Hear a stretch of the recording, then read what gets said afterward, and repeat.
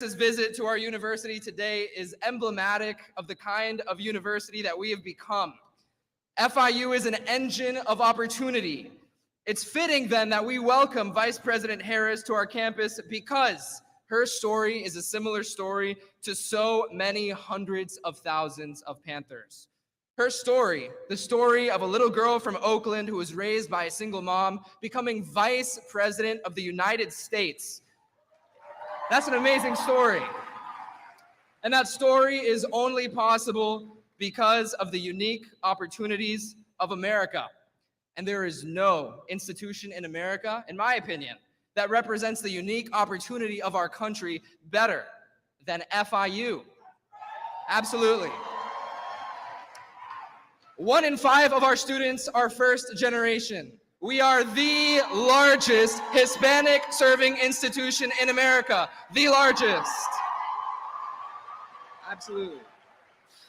Our student body is so unimaginably diverse, and students from all over the country and all over the world come here to get an affordable, accessible, and high-quality education.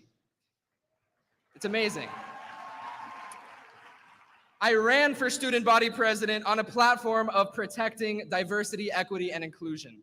And I knew I had to run when I saw laws being passed that eliminate diversity, equity, and inclusion from our universities. FIU creates the same kind of opportunities that allow anyone who works hard enough to become Vice President of the United States. And now the very programs that provide such opportunities are under threat.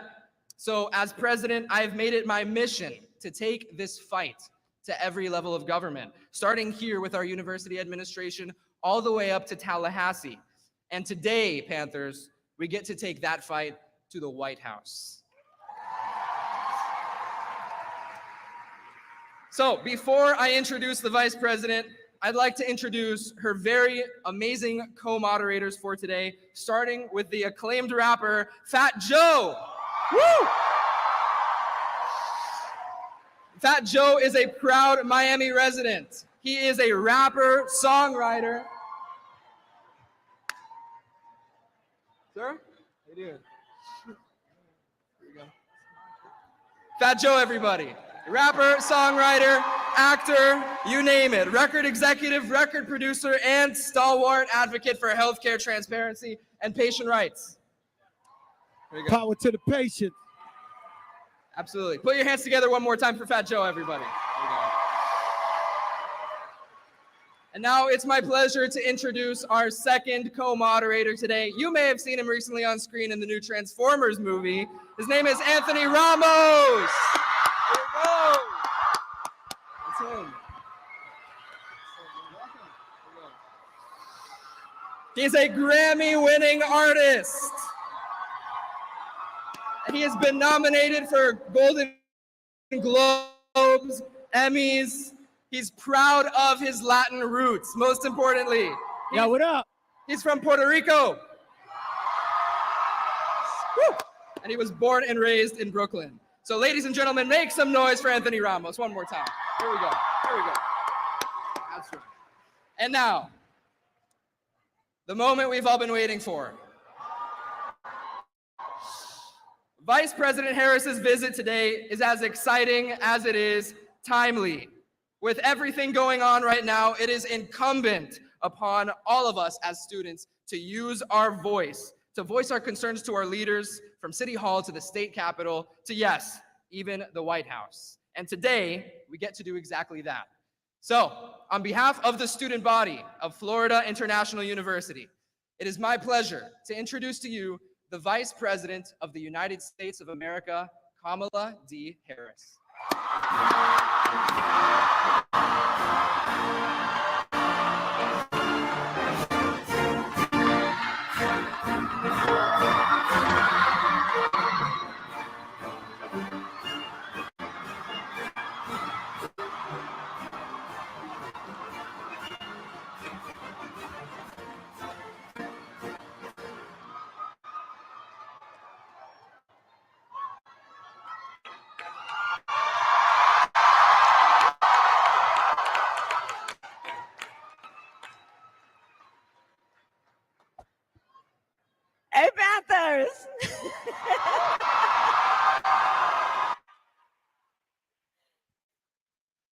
we're just excited to be here as everybody in FIU. We're going to answer some questions and moderate. You know, the Madam Vice President is crazy. You've traveled all around the country to talk to Americans about the most important issues. This summer alone, you visited 17 states, and you have met with young leaders wherever you go, from climate leaders in Colorado to gun safety advocates in Virginia. Now you've launched a college tour. Like, she's really outside, guys. And where you'll travel to more than a dozen campuses to speak to the young leaders about the most fundamental freedoms. Why are you going to these college campuses on a Fight for Our Freedoms tour? Well, let me start by thanking all the leaders who are here. When people ask me, I do a lot of interviews, and people ask me, how are you feeling about the country and the world? When I look out at this audience, I know our future is bright. I know our future is bright. And so, first of all, let me say, Joe, it's so good to see you. I haven't seen you since you were at my house a couple weeks ago for our hip hop party. This is getting weird. Anthony, huge fan, mad respect for you. And Alexander, I can't wait to see you at the White House one day very soon. So here's the deal. First of all, let me just say about leadership. I do believe that we each are born leaders, and it's just a matter of when you decide to turn that on and lead. And the very fact that the students who are here, are here at this esteemed educational institution, but are here for this convening, tells me that you have assumed a role of leadership. And so I'm first here to say thank you. I'm here to say also that I think that your generation is one of the most spectacular, special that we have seen in a long time. You all were born only knowing the climate crisis. You all were born when there has been one of the worst pandemics our world has ever seen. In your lifetime, you witnessed George Floyd's murder. In your lifetime, you growing up had to endure drills in elementary, middle, or high school because there might be an active shooter. In your lifetime, you have witnessed the highest court in our land take a constitutional right that had been recognized. And what I also know about you as leaders at this particular moment in time is you are not sitting around waiting for other people to get this right. You are prepared to lead. And so I'm here first and foremost to say thank you. And I say this as Vice President of the United States of America. I'm counting on your leadership. I'm counting on your leadership. I also am clear-eyed, and today we're going to have some real talk. I'm clear-eyed that at this moment in our country, we are witnessing an intentional, full-on attack against hard-won freedoms and rights. And it is incumbent on us then to not passively sit by and let it happen, but to stand up and fight for what we know to be right and be true. That's why it is called the Fight for Our Freedoms Tour.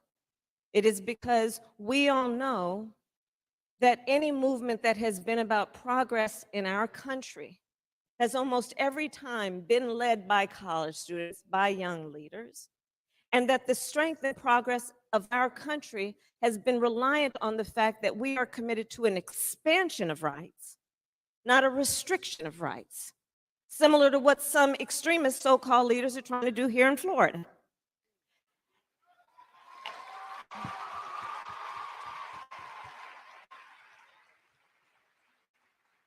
And so I am doing this tour to lift up the voices, to listen to the voices of very important leaders in our country, knowing that it doesn't have to be this way. And I want for you to be able to live your best life. That's why I'm doing this tour.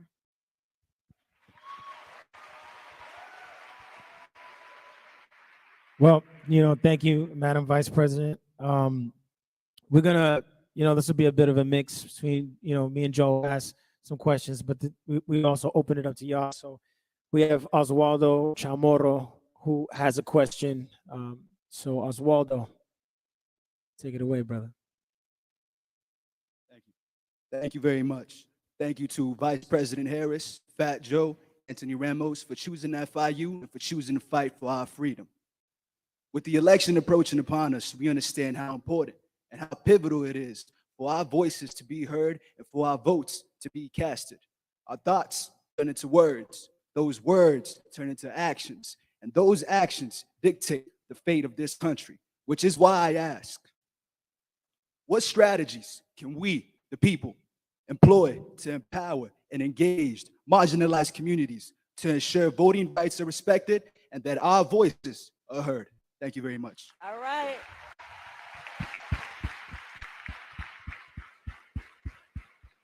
All right, Oswaldo. Well, first of all, you will make a difference in this world. I have no doubt about that.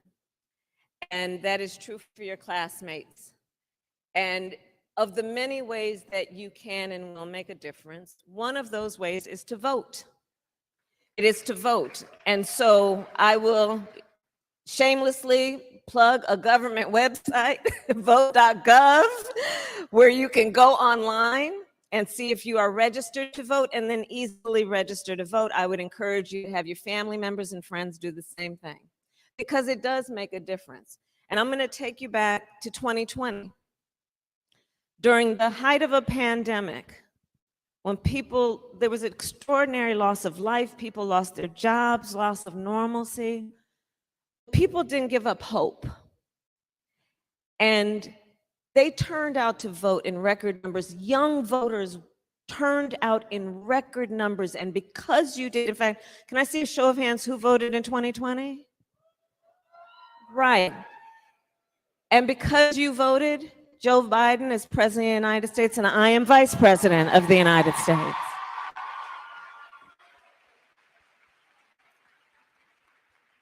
You voted and you said, deal with this climate crisis.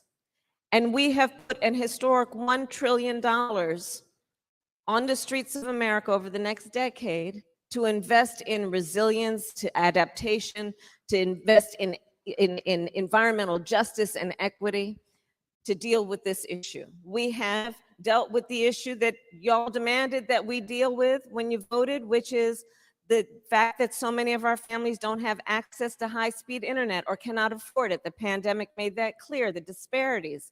And so we are on track to put high-speed internet in the home of every family in America and make sure that it is affordable.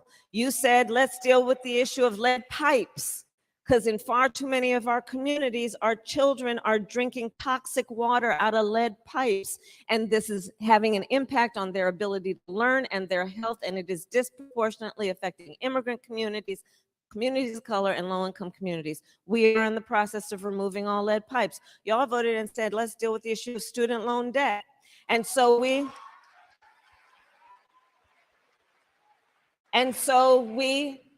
had an initiative to forgive up to $20,000 for Pell Grant recipients, of which the majority of Latino students are Pell Grant recipients.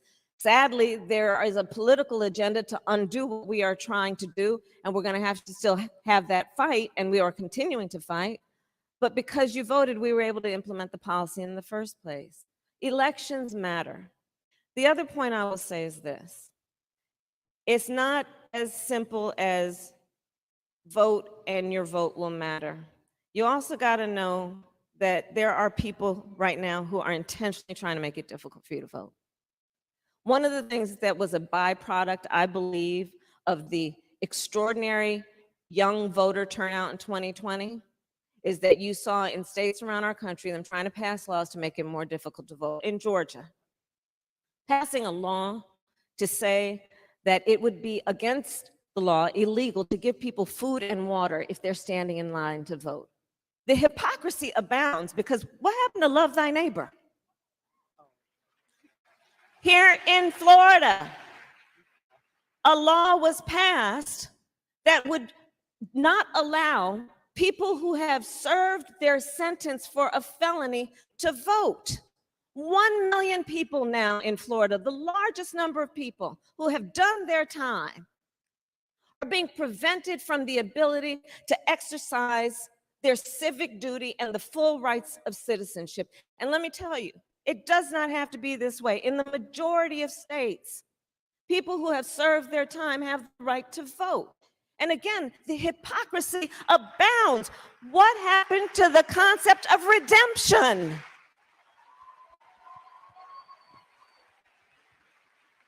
Come on. Come on. So understand that not only is it an extension of your ability to make a difference, not only is it about you expressing your voice in the many ways you can, but also understand what you're up against in terms of some people that are scared when you exercise your voice and therefore try to make it more difficult for you to vote. And I say we are up for the challenge and we will not allow anybody to silence us. And voting is one way to make sure that you reduce those numbers who are trying to do just that.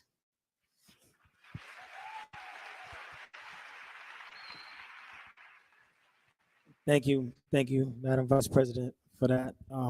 Yeah, it's you're absolutely right on all those points. So moving on to gun violence, we're here today, in a state that has tragically experienced several mass shootings, one of which at Pulse nightclub that my cousin was in. Sadly, she was shot, but thank God she survived. But there's too many instances like that.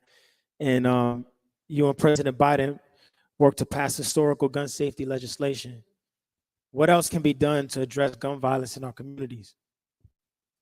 I'm sorry to hear about your cousin.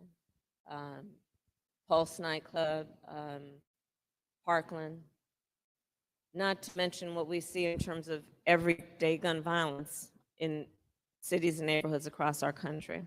So yes, because folks voted, we are proud that we were able to pass the first meaningful gun safety legislation in 30 years, but there's still more work to do. I'd like to start with asking the students here, if you would indulge me, and raise your hand and hold it up if you had to have, between kindergarten and high school, an active shooter drill at your school. I would ask the older adults to look around, and I would ask the media to take note. And you can lower your hands, because I don't think that people really understand what y'all have been through. In having this conversation with young people and young leaders in our country, I can't tell you, well, I'm telling the majority of people who know because you've been there, the kind of fear that our young people, that our children are living with. The exposure to trauma, just knowing that it might happen, much less when it actually happens. I had a conversation with this student, and we're talking about this, and the student said to me, yeah, I don't like going to fifth period. I said, well, why, sweetheart? Because in that classroom, there's no closet to hide in. And so, again, I say, it doesn't have to be this way. When it comes to the issue of what makes for good laws and policy, here's the thing. First of all, some people are trying to push us a false choice that suggests you either are in favor of the Second Amendment or you want to take everyone's guns away. That's not what we're saying. I'm in favor of the Second Amendment.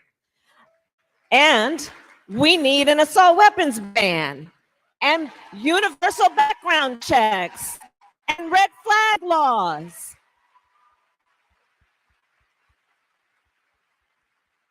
assault weapons designed to kill a lot of people quickly.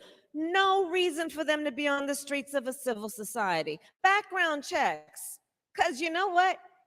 You just might want to know before somebody can buy a lethal weapon. If they've been found to be a danger to themselves or others, you just might want to know. So the question then becomes, why hasn't it happened? Because these solutions, they're not the complete solution, but they don't require a lot of creative thought. It's pretty basic. And the reason is because there are a bunch of people in Congress who don't have the courage to step up. And yes, but this gets back to the point about voting, because I am certain that when you all start voting in your numbers, this is going to change. You have a unique experience, sadly, that brings to this issue a very practical perspective, a very clear perspective. And when you start voting in your numbers, you are going to show it doesn't have to be this way. And so that's how I think about this issue. And it's just about, this is one of those issues, when you vote, you can make a difference.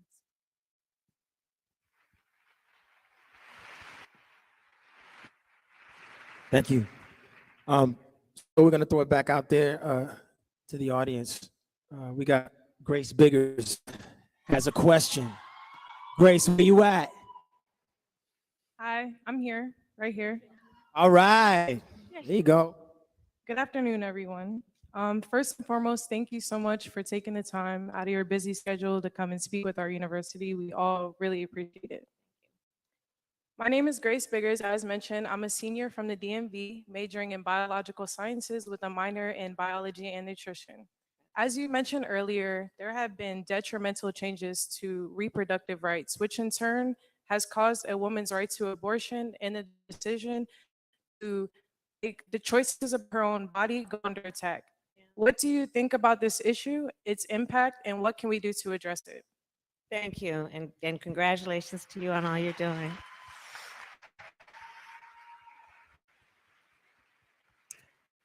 So about just over a year ago, the highest court in our land, the United States Supreme Court, took a constitutional right that had been recognized from the people of America, from the women of America.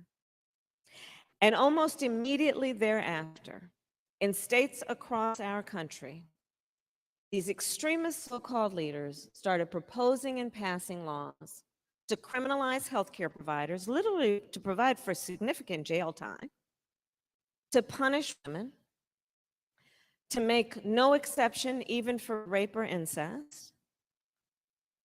And on this point, listen, we're here to have real talk. Everybody's grown. So I'm going to talk about something specific, because this subject you have raised is not just some intellectual academic issue. Since these laws are being passed, people around our country are silently suffering. These so-called leaders, no exception even for rape or incest. So, you know my background. I started as a prosecutor. One of the reasons is when I was in high school, my best friend, I learned, was being molested by her stepfather. And I said to her, you have to come live with us. I called my mother. My mother said, yes, she has to come live with us. And she did. So I decided that I would take on cases of harm against women and children. And I specialized in those kinds of cases as a prosecutor. Now, when these so-called leaders are no exception, even for rape or incest, understand that we're talking about someone who has survived an act of violence to their body, a violation to their body. And then they are being told they don't have the authority to decide what happens to their body next. That's immoral. That's immoral. And on this subject,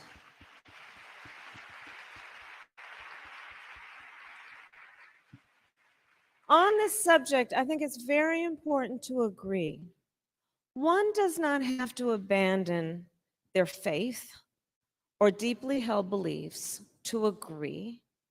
The government should not be telling her what to do with her body.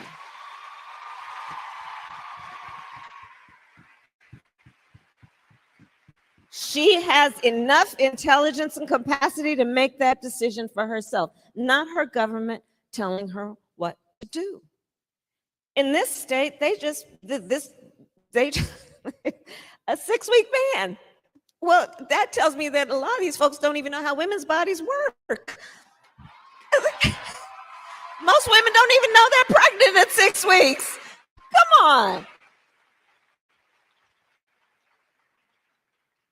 And so, again, this is an issue where we just need in Congress to elect and have a majority of people who agree, regardless of their personal opinion and beliefs, that the government should not be making this decision for people. And our president, Joe Biden, has been very clear. When that piece of legislation is passed that puts back into law what the Supreme Court took away, Congress can put back. When they pass in Congress a law that puts back in place the protections of Roe v. Wade, that case, Joe Biden will sign it. Elections matter. Elections matter. Elections matter. You know, that's a serious, Yeah. that's serious. It's a serious issue right there. I don't think no man should be able to tell a woman what to do.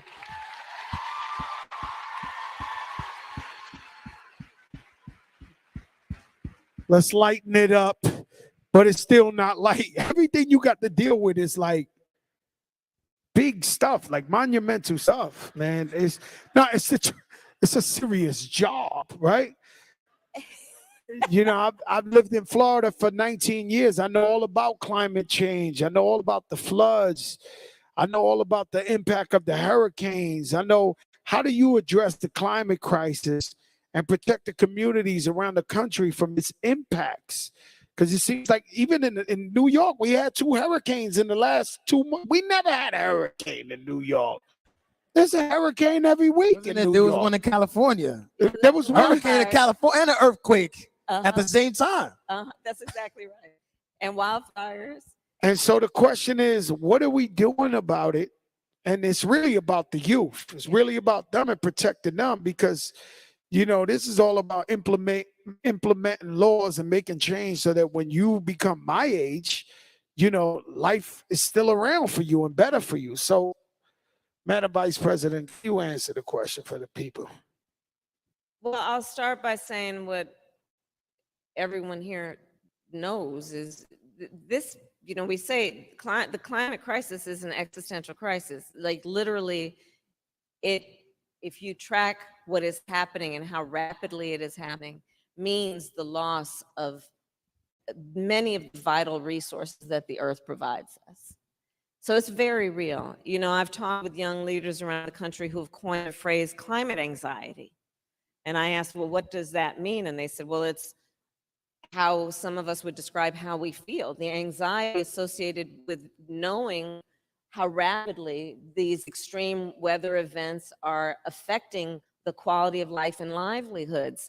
Young people have told me about how they're really concerned whether they should have children, whether they'd ever think about buying a home because it could be destroyed by flood or hurricane or wildfire, right?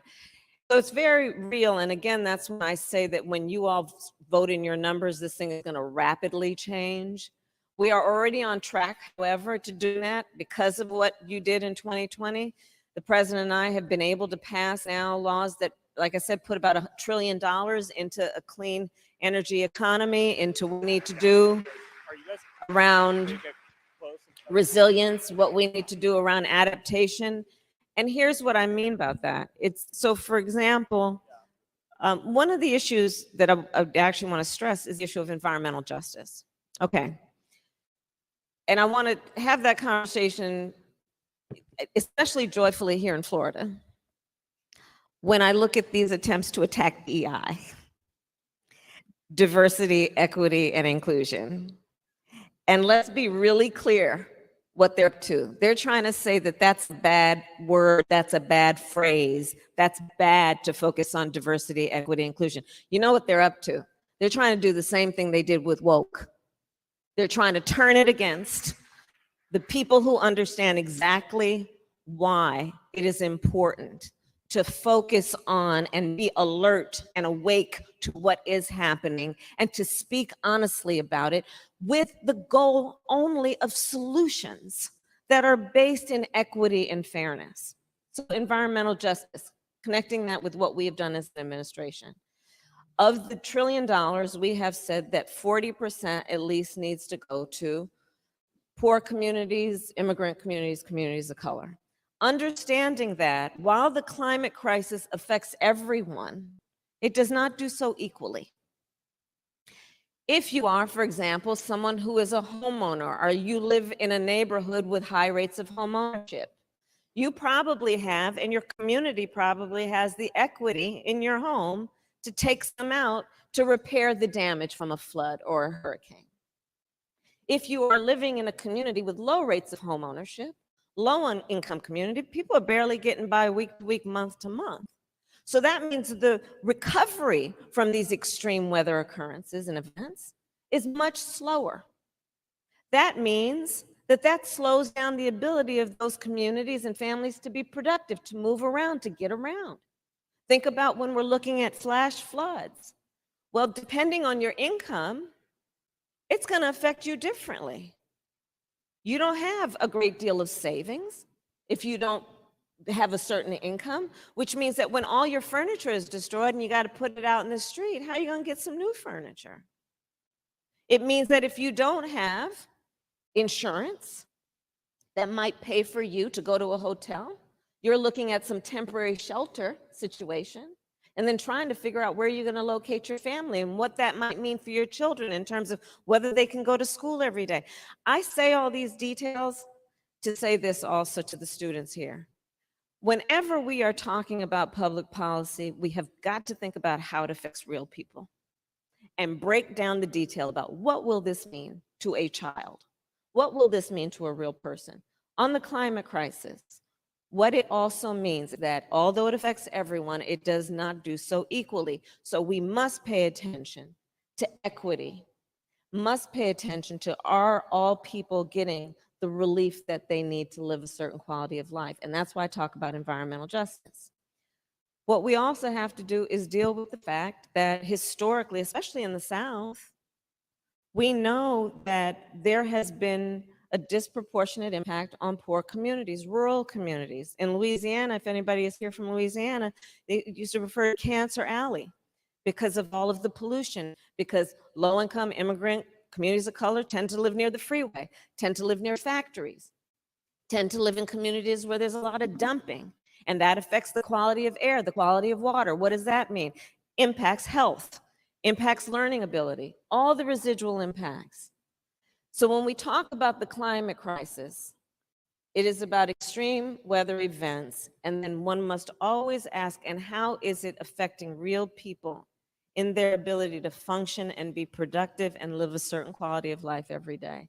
And that's why Joe Biden and I have put so much resources into this issue around building up America's infrastructure and the ability of people to be resilient.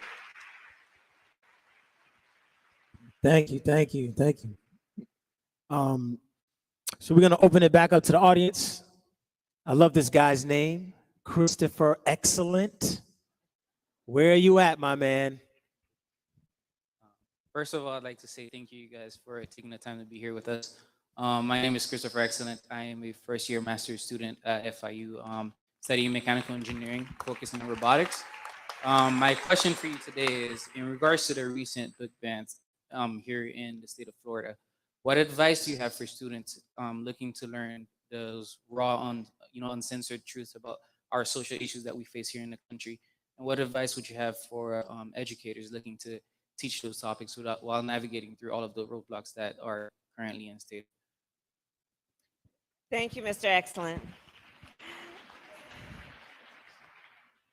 I can say that all day long. So you asked for some advice, so here you go. First of all, I will say, for almost all of you students, you will probably have an experience, if you've not already, because I know who's at this school, where you will walk into a meeting room, a briefing room, a boardroom, a courtroom, and you will be the only one that looks like you in that room, or the only one who has had that life experience.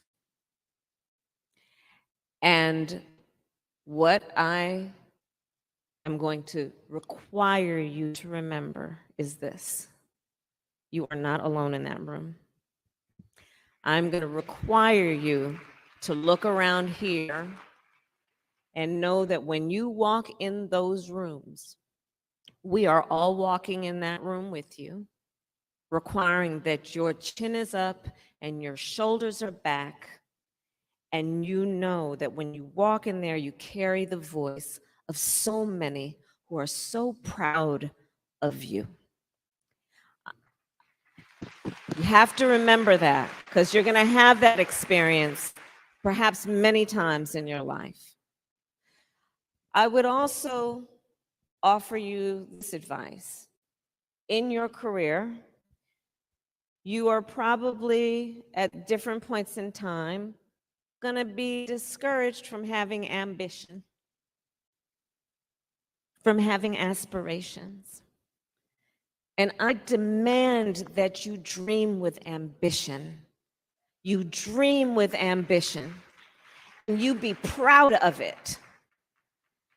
And understand that, however, when you have that aspiration and ambition to see what is possible and what can be unburdened by what has been and who has done what, invariably people may come up to you and say, you're too young. Oh, they're not ready for you. It's not your time. Wait your turn. Or God forbid, sometimes they might say, oh, that's going to be a lot of work, as though we run away from hard work. And so what I want to say to you is this: when you are ever told that, don't you ever hear it. Don't you ever hear no. I like to say, I eat no for breakfast. I don't hear no. I don't hear no. And don't you either. Because you have so much to give. You have so much to give. And I'm telling you, as I travel our country and this world, we need your leadership. And you are here at FIU getting a world-class education with an expectation from all those who are investing in your presence right now, your family, your friends, your professors, your neighbors, the folks who work here. We're expecting you to go out and lead. And so do that knowing you have so much support. And you will make a difference, and you can make a difference. You know, back to the point of voting, people are going to tell you your vote doesn't matter. People are going to say that your vote doesn't count. Don't listen to that. Don't ever let anybody silence you. That's, I think, really, really important, and to recognize when somebody is trying to silence you. Don't allow yourself to ever be silenced.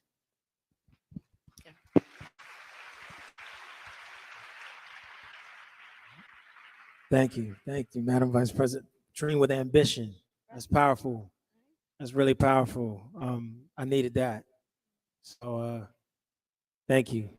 You know, I just want to wrap it up with asking, you know, our nation and our world face so many challenges, you know, and in this moment, how do you stay optimistic? Well, looking at this, I stay optimistic. Looking at this, really, really. You know, look, to be clear-eyed about the challenges doesn't mean you got to be depressed. It just means you got to be clear-eyed, right? And know what's in front of you. And then understand that, the fight for our freedoms is a fight for something. It's not a fight against anything. It's a fight for something. And that's one of the ways that I remain optimistic. My parents met when they were active in the civil rights movement back in the 1960s. My mother arrived in the United States at the age of 19 by herself from India. And I'm now Vice President of the United States.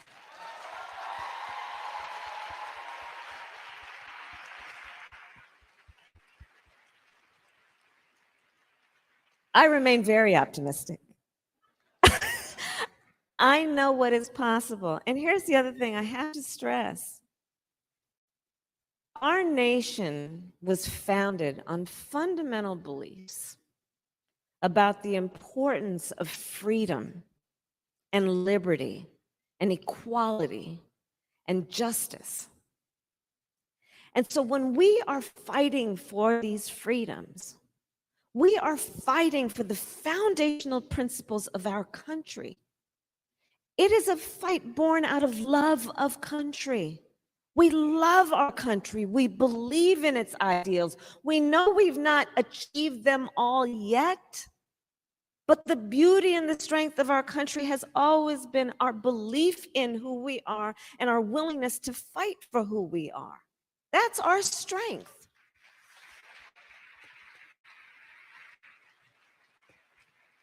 And in that way, I do believe it is one of the purest and truest forms of patriotism to fight, born out of love of country and a belief in all that we stand for. And I'll finish my point with this. I have now, as vice president, met with over 100 world leaders, presidents, prime ministers, chancellors, and kings. When we walk in those rooms around the world representing the United States of America, we walk in those rooms with the self-appointed and earned authority to talk about the importance of democracy and rule of law and human rights. And here's the thing. The thing about being a role model, everybody here knows this is a role model club if there ever was one. When you're a role model, people watch what you do to see if it measures up to what you say. So understand that this fight for our freedoms and by extension our democracy, what is at stake includes everything we've already discussed and our standing around the world and our ability to walk in those rooms as the greatest democracy in the world, showing that a democracy is as strong as the willingness of its people to fight for it, and we are prepared to do just that.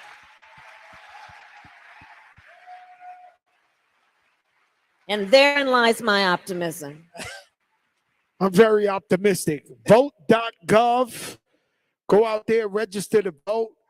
Because even if you follow what's going on out there, even if you want to support, if you don't register to vote, your voice won't matter. And that's what this is all about, as well as I believe that people lead the people. So start talking to your other friends who might not want to vote and start convincing them and letting them know the importance that it is to register to vote and get out there and vote. And of course, I'm voting for Kamala Harris and Joe Biden. 100%. Let's take a selfie. Take a quick Got it selfie. ready? Hold up. I got to get in that joint. Come on. Trying to get this lighting right. All right, y'all. Yo. Vote.gov on 3. Vote.gov on 3. 1, 2, 3. Vote.gov.